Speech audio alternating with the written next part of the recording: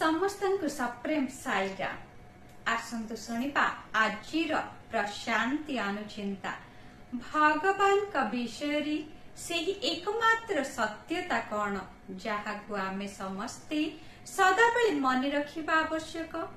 भगवान आज अति प्रेमपूर्ण भावरे आमको अति सुंदर रूपे इहाकु स्मरण कराई देइछन्ति जहा द्वारा आमे हुए तो जीवन प्रति सठिक मनोभाव विकसित करने सहित अति सुंदर रूपे निजर जीवन निर्वाह करि पारिबा।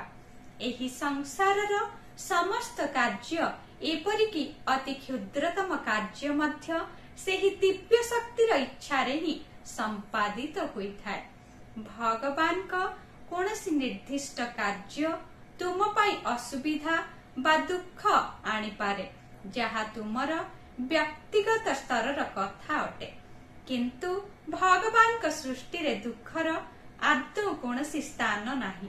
भगवान जहा मध्य करंती ताहा प्राणी का मंगल निमंते उद्दिष्ट, किंतु किछि व्यक्ति भगवान काहे कि सेमानंकु एपरि असुविधा और दुख देउछंती भाबी हताश होई विभिन्न विलाप करिथांते, किंतु दुख और असुविधा गुड़िक आमर निजस्व रचित अटंती।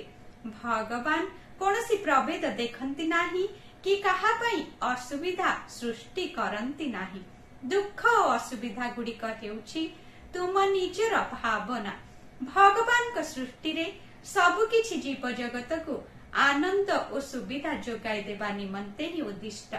मु ताहा ही सदाबेले गुरुत्व देई आसीछि। तुमे दुख रे किंबा आनंद रे थाओ ना काहेकि सदाबेले मने रख जे सबु किछि तुमर भल पाई ही हेउछि।